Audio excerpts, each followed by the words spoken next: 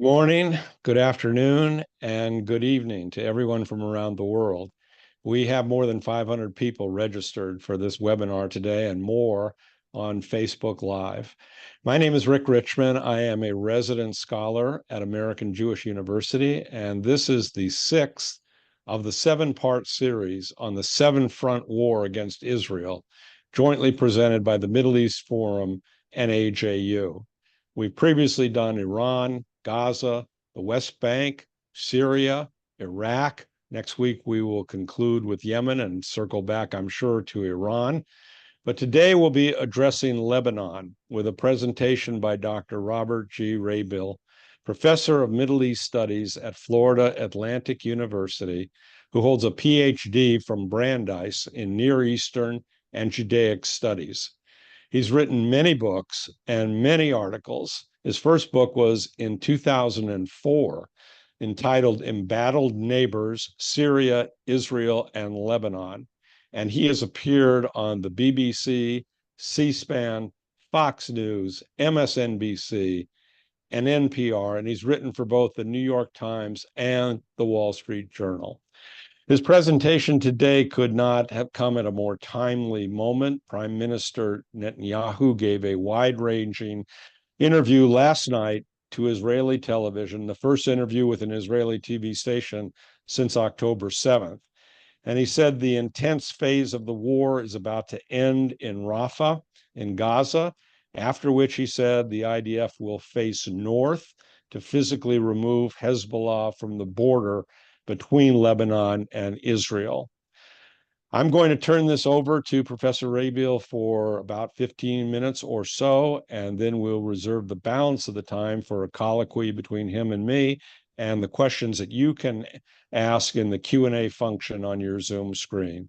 So thank you, Robert, for being with us. We anticipate with great anticipation your presentation today.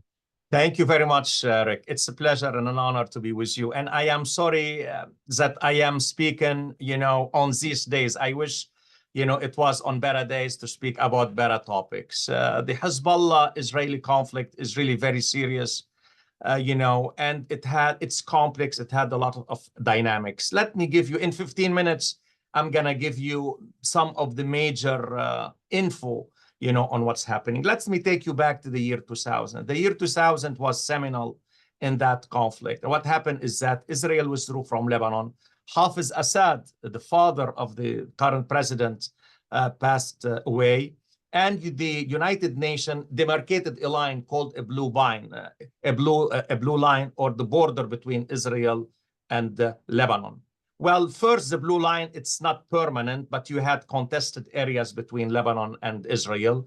Second, Assad, by him gone, Hezbollah became the strongest party. The Assad senior really controlled Lebanon, occupied Lebanon, and controlled Hezbollah. With Assad father gone, Hezbollah really became stronger and stronger, and with time became a state within a state, and as a matter of fact, more powerful than the state. The second important event took place in 2006. 2006, Hezbollah initiated an attack on Israel to kidnap him, and Israel responded by invading Lebanon. Well, the outcome of that war was inconclusive. But what happened after? The United Nations had a resolution that called on Hezbollah to move north from the border. But what happened after that, through the northern front between Israel and Lebanon, or the northern border of Israel, became somehow, broadly speaking, quiet. But that front played out in many areas, right? It played out in Cyprus, it played out in Thailand, it played out in Baku, Azerbaijan, it played out in Bulgaria, where a couple of Israelis were killed, and it played out in Central Asia. So what do you have? You had the shadow wars that have been going on, and fierce. In that shadow war, Israel was able to gain the upper hand, and Israel was able to eliminate a good number of Iranian proxy, Hezbollah commanders. But then what happened now, the second phase that took place is that the Syrian civil war. The Syrian civil war was catastrophic for the Syrian people, but also was catastrophic for the region. For Hezbollah, it was mixed, but I look at it as for Hezbollah, they gained. What did they gain? They gained expertise in fighting. They became seasoned fighter. And more important than that, Rick, is that Hezbollah was able to work with the Russians, acquire some sophisticated weapons, know how to command, its troops. So from my perspective, Hezbollah, as a matter of fact, ceased to be only a militant terror organization. It became a militant organization. And also another aspect, it became an army. It has a command leadership. So what do you have now? You have a Hydra, some kind of a Hydra for Hezbollah. Then after that, what happened from 2010, from 2011, 2020? This is when, as a matter of fact, you had a scheme. And a scheme, some would say in the mainstream media and the analysts would say, well, it was Soleimani, the head of the Iranian Revolutionary Guard. He's the one who had the scheme in creating what they call the United Front and to have some kind of a ring of fire, mainly to surround Israel with pro-Iranian proxy and pose a serious threat to Israel. I would say myself, it's not Soleimani only. As a matter of fact, when I look at Hezbollah leader Nasrallah, some people will say, well, he is a leader, he's in Lebanon. No. Yes, you have the supreme leader Khamenei as the main leader, but Hezbollah is on a par with the supreme leader. This is how I look at him. If you look at the picture, as a matter of fact, they put Khamenei, and Hezbollah on the same level with their black turban, that they are descendant of Prophet Muhammad tribe. So what did they do now from 2010, 2011 until 2020, 2024? They enhanced their power. Really, they gained the experience from Russia. Iran has been doing somehow, strides in developing missiles, and Hezbollah acquired this weapon. Now, true that Israel faced here a very complex situation. United States, we were there, we were against Assad, but our policy, broadly speaking, was not successful. I'm not gonna say failure, but it wasn't successful, same as in Iraq. So in Iraq, our foreign policy somehow failed, and in Syria and failed. And what do I mean by failure? Mainly, what do you have now in Iraq after our invasion? Not only it kind of broke the barrier for Iran to project its power. More than that, what do you have? You have now pro-Iranian, militia called Al-Hashd al-Sha'bi. At one time, they are 120,000. Today, they are 200,000. And they are now integral. Mainly, they are now part of the Iraqi government. And they have weapons. In Syria, also the same. You have the Assad regime. True, we have some Americans there, our troops, but they are only 900. And for Israel, it was so complex. Why? Because for Israel, it didn't want in Syria to have a scenario similar to that it has in Lebanon, where Hezbollah will create, a proxy force as strong in Syria as in Lebanon. You have Iranian there. You have Shia from Pakistan and Afghanistan, al-Fatimiyun, and you have different parts, different member of the parties of Al-Hashd al-Sha'bi from Iraq. So Israel, true, went and always tried to hit and target, convoy, whether smuggling weapons or other. But somehow, Iran was able to replenish those. Now, it was against this background. Oh, and then you have 2020. The assassination of Soleimani al-Muhandis. The Muhandis was the leader of Al-Hashd al-Sha'bi. What happened now, Iran openly and Iraq openly, and it is with the parliament, they called now for the United States to move out of Iraq. And more so, their policy now in the region is to force United States from Iraq and Syria, of course, and then to undermine their power in the region. And this recently, especially after the Ukraine crisis, let's not forget that, Russia has been a supporter. They need Iran. They need Hezbollah. Where are some Hezbollah members today? They are now today, some of them, they are in Russia. They are helping them to build factories for drones. So really now, this is what I always worried. And in my humble capacity, whomever I spoke with, including Israeli friends, Lebanese friends, my American compatriots, somehow I told them, listen, with Russia is a variable and it could go work against us. And that's exactly what happened.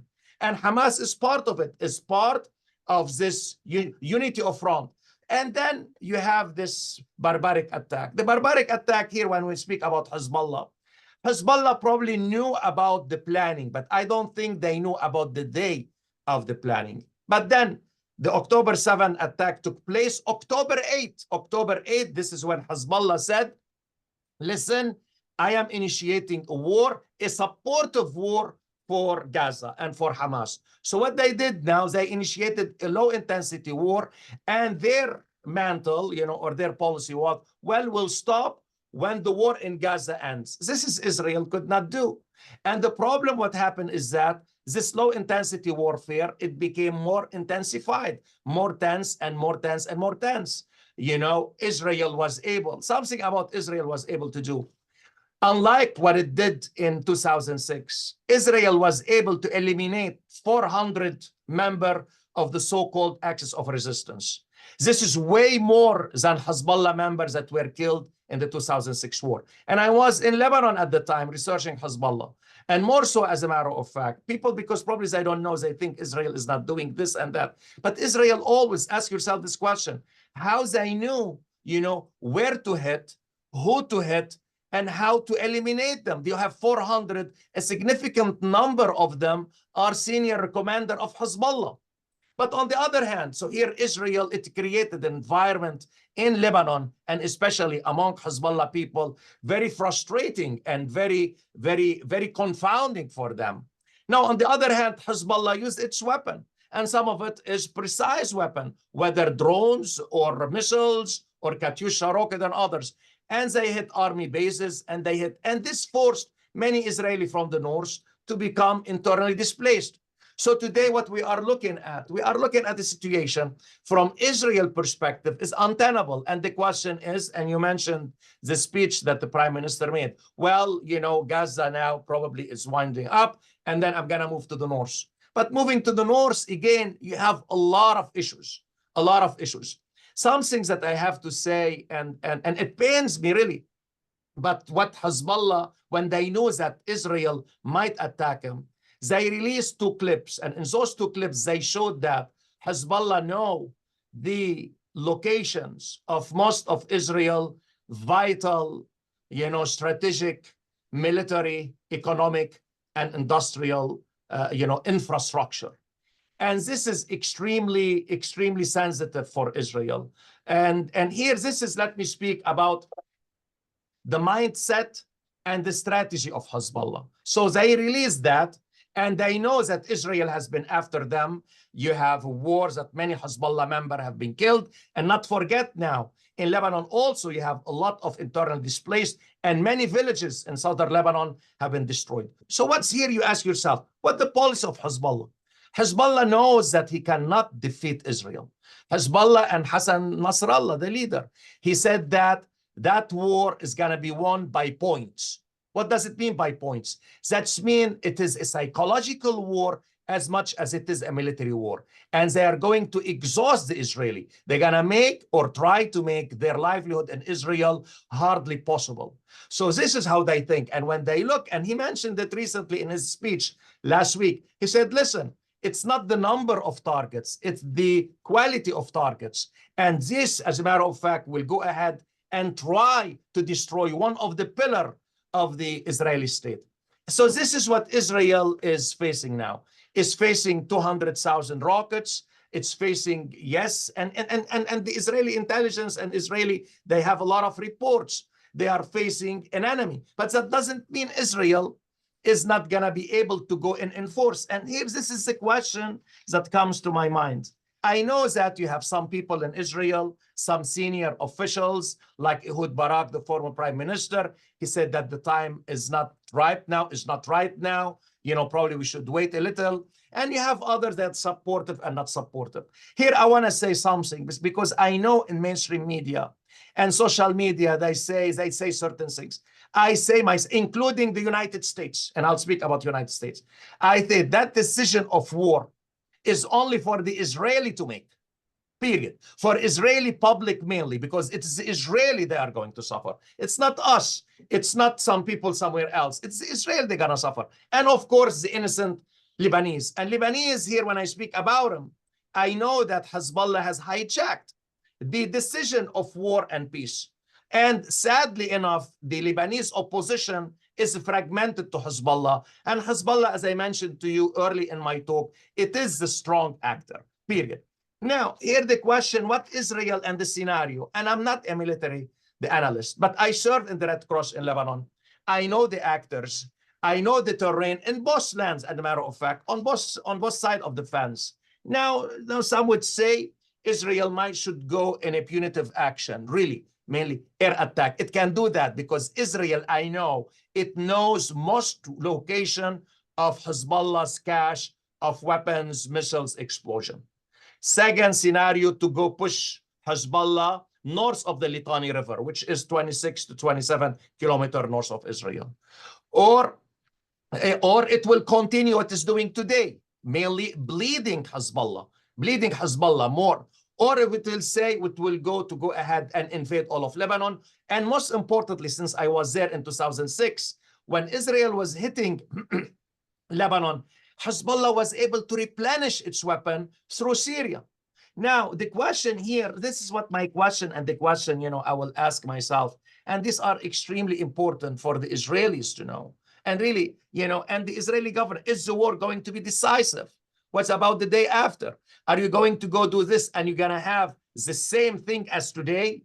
Really? If you are going to push them, something about Hezbollah and Lebanon, it's not merely, encircled, you cannot lay siege. You have an open access to Damascus, open access to Iraq, and open access to Tehran. It's not that. Second, as a matter of fact, you have to ask, will Iran is going to be involved? Will the pro-Iranian proxy are going to be involved? And here, somehow, I feel difficulty to speak about them. Why? Because I don't want to scare the other people. But these are things, when you speak about what's happening today, as a matter of fact, these are things that the Israeli public, I know about them.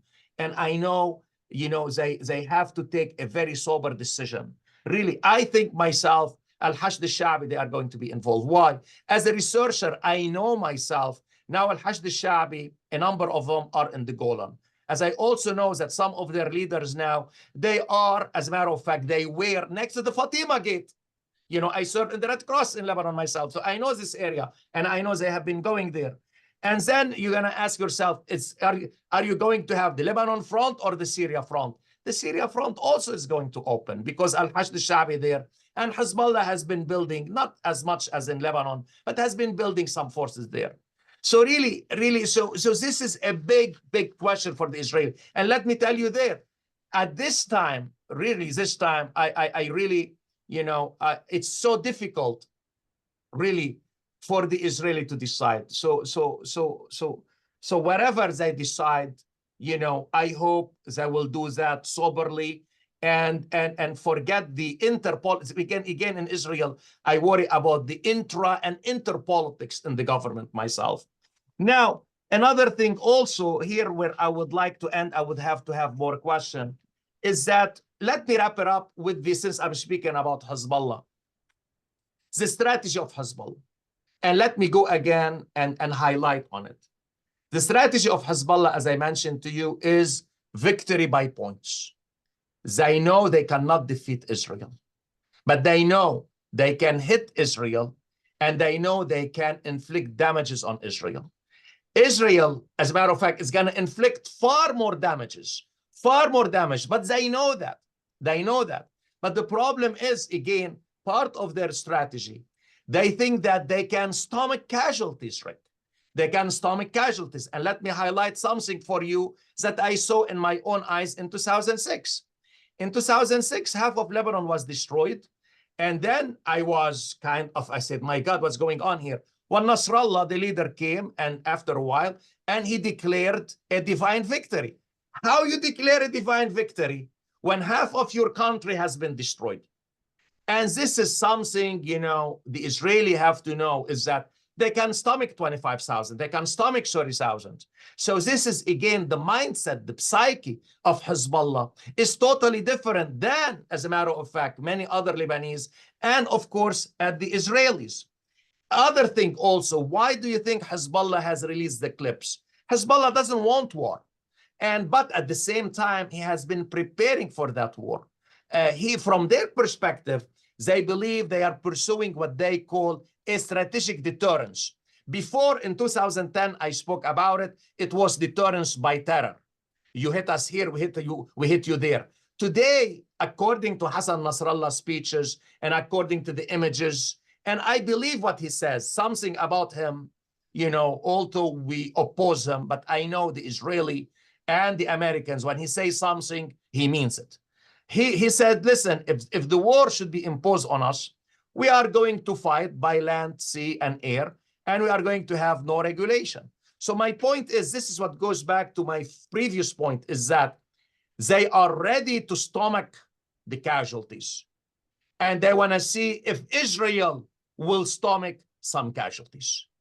And as I mentioned again, it is as much a military war as much as a psychological war. And Hezbollah, as a matter of fact, he puts more a premium on the psychological war that is fighting Israel. At the end of the day, I really look forward that no war will take place, but the issue of Hezbollah somehow needs to be dealt with. I know the American and the French, as a matter of fact, they are working together, but it's not working out. Why is not working out? Because still Hezbollah is saying that I will stop when the Gaza war ends. And this is a big question, and that big question is for the Israeli government to decide upon. And at this point, I thank you, Rick, and I would be more than happy to take questions. So let me pick up where you left off there about what the function of Hezbollah is in the wider conflict that we're talking about.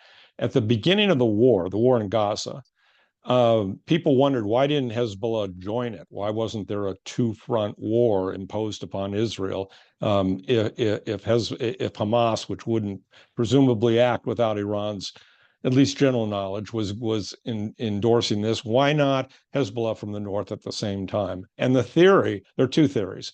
One theory was it's not the function of Hezbollah right now to get into a war with Israel, because if it does, then not only can Israel attack and perhaps, if not wipe out Hezbollah, certainly denigrate it, but also it exposes Iran and its nuclear facilities to attack at the same time, either by Israel or by the United States. And so the theory was, this is premature for Hezbollah. The purpose of Hezbollah right now is simply to be there as a deterrent to Israel and or the United States attacking Iran until Iran has a nuclear weapon. And once Iran has a nuclear weapon, then Hezbollah can attack under a nuclear shield or a nuclear threat provided by Iran. So I'm wondering what and the other theory was that there was an aircraft carrier that the United States sent off the coast of the Mediterranean. That aircraft carrier is not there right now. And that raises the larger question of, is Hezbollah and or Iran ready to have a war with Israel from the north? Or is their primary objective simply to keep Hezbollah in existence with its 200,000 missiles and rockets and let Iran proceed with its nuclear program? Do you have thoughts on the bigger picture? Yes, I do. As a matter of fact, I agree broadly speaking with the first one. And let me put it in perspective for you. For Iran, Hezbollah is more important than Hamas. And if you have a war, Iran is not ready to sacrifice Hezbollah for Hamas or to sacrifice the denigration of Hezbollah for Hamas. And Hezbollah, you know, for Iran has brought Iran to the border of Israel. So yes, I agree, it's 100% deterrence for Iran. It's merely if Israel is going to attack or United States is going to attack, they know Hezbollah is going to be there. But then you have the other, you know, side of the coin. The other side of the coin is that from the same perspective, you know, Iran will not allow Hezbollah to be defeated by Israel. This is why I think myself, if Israel is going to attack, Iran is going to be somehow involved at first, where you are going to have the pro-Iranian proxy. And if Hezbollah's situation becomes, you know, weak, then Iran will be involved by itself. And this is how I look at it. So I think it's a deterrence. And I don't think that Iran will sacrifice Hezbollah for Hamas. Well, in terms of a resolution, then it's a little different in Gaza, maybe a lot different than in the north in Hezbollah, because in Gaza, Israel is trying to eliminate Hamas, both politically and militarily. And the question is, what about the day after? In the north, Israel's not threatening Hezbollah directly as a participant in Lebanon politics or even its control. And it's simply trying to push Hezbollah back to where UN Resolution 1701, which ended the Correct. 2006 war, supposedly pushed them back. So you already have a diplomatic solution in place that Hezbollah has ignored. If that diplomatic solution didn't work, is there a diplomatic solution to this, or is Israeli attack inevitable? Well, I don't think nothing is inevitable myself. It could happen, and most likely will happen. I don't know, but I don't think it's inevitable. And you are right, you have a diplomatic solution. But let me tell you where Hezbollah is talking and where you have the problem. Because the French and the American, they are mainly at one. Also, they have certain disagreement over the presidency because you don't have a president in Lebanon. And the proposal is that, and Israel, as you mentioned, yes, it agreed, that Hezbollah will move to the north, not to the Litani even, probably 10 kilometers to the north, will keep its weapon. The UNIFIL, the United Nations will have more leeway, more power, and it will work with the Lebanese government. But it will have its own, mainly it won't have to go ahead and collaborate or cooperate with Hezbollah. And the third thing of this negotiation is to have observational towers over the tower along the border between Israel and Lebanon. Now, Hezbollah said, okay, I will do that, but I am not gonna allow, the people of the south of Lebanon who are member of Hezbollah to go to their homes. So mainly Hezbollah is playing around this, and this is why, as a matter of fact, Amos Hochstein, the emissary of as president, he became frustrated. So yes, you have a problem with Hezbollah. And Hezbollah's main issue now, doesn't want war. But he has persistently said, I will stop when the Gaza war stops.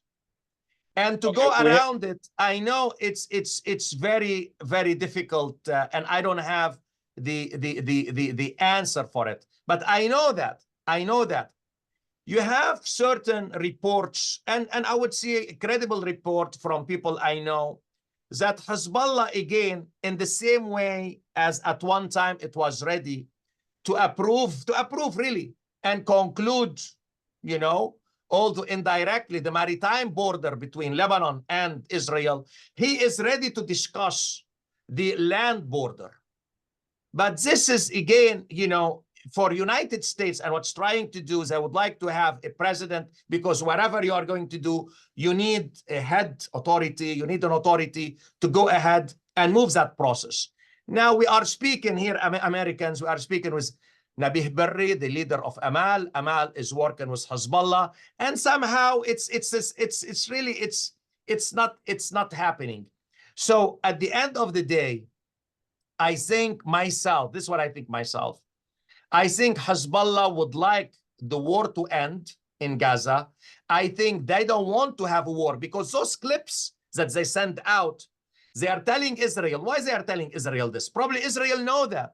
They are telling Israel so as to prevent the war, to tell them, listen, this is what could happen to you if we attack. So mainly they are playing on the psychology of Israel, and in what? They don't want to have a war. They don't want to have a war. But at the same time, they are not giving in to a political solution, political military solution that will somehow distance, the war, or distance Hezbollah from the Israeli border. And this is, I think, it's extremely tough. I don't know how it's gonna work out. I think myself, it will work out if something happens. And let me tell you, go certain dynamics and what we are doing there. We are putting a lot of pressure. And if you look back to what happened in 2006, we've told the Lebanese government, listen, You are not gonna go explore gas in the Mediterranean. We are going to stop supporting the Lebanese army, and we are not giving you money for the salary of the Lebanese army. So somehow, as a matter of fact, Hezbollah approved the maritime border, whereas some people who are not against Israel say what's happening is not right. Today, as a matter of fact, United States is pursuing that line, and I think it might pursue that line of diplomacy more, because Hezbollah, the last thing it wants is for Lebanon to collapse as a state. They need the cover. They always need the cover. They always say, listen, we believe in coexistence. They always say, listen, we are a resistance. We are not going to take the government, or replace the government. So this, as a matter of fact, this is how the United States think. I don't know if it's going to work out, but if you are going to put the pressure on the parties, put the pressure on the Lebanese army, put the pressure on the caretaker government, and of course on Hezbollah. This is where you might have a solution where Hezbollah will say, okay, something, I will withdraw. But at the end of the day, from 2006, I will say yes, but the next day they're gonna be on the border, same like what I did in 2006. So really, it's a big problem, and its solution, it's gonna take more time than ever. As I mentioned early on, Hezbollah creation took 40 years and more. And I don't think it's going to be resolved now. What Israel can do, Israel now, it's giving a blank check to go ahead and try to have certain technologies that will deal with all these weapons that Hezbollah have. It's gonna be better prepared for the day, when it needs to invade Lebanon. And this is what's happening now. And this is what's happening. So I hope in the near future, really, and this is what I think myself, and this is what I've been trying to do in my humble capacity. I really would like Lebanese parties to stand, because the real solution for Hezbollah is inside Lebanon. That the Druze leadership, the Sunni leadership, and especially the Christian leadership, they're gonna say enough and enough and take a hard position vis-a-vis Hezbollah. Really, this is what I would like to see. Because I remember very well when you had the war and when Hezbollah took over Beirut, they wanted to go over Mount Lebanon. They were not able to go there because the Druze, they stood there. But today, the leadership of the Druze, Jumblat, the leadership of the Sunni, and the leadership of the Christian, you have Jaja, and he tried to have a united front. He wasn't successful. Mainly the Druze leader, Jumblat, he somehow doesn't want war, but also at the same time, he sympathizes with the Palestinians. So he is in the middle. And the Shia, who are against Hezbollah, and the Sunni. The Sunni, let's not forget now, you have the Jama'ah Islamiyah, an offshoot of the Muslim Brotherhood, is fighting alongside Hezbollah, whereas before it was fighting against Hezbollah in the Syrian civil war. So this is where, you have all this, complexity, layers of complexity. And I think myself, you need those Lebanese, they need to be somehow, and sadly to say it, really sadly to say it, somehow, kind of pressured. They need to have a new generation of leaders, and they need to say no to Hezbollah. Enough is enough. You are 35% of the population. You cannot hijack the decision of peace and war. Well, thank you, Dr. Rabil. We have a lot of questions. I thank everybody who submitted them. I tried to incorporate some of them in the questions that I posed to Dr. Rabil. Let me just ask you one, because we're already over our allotted time, but maybe you can briefly answer. Please. Question from Dennis Linson, who says, will the UNIFIL force help with moving Hezbollah north of the Litani River? And is that distance sufficient to prevent terror attacks? UNIFIL does not have the power to remove or move or push Hezbollah anywhere.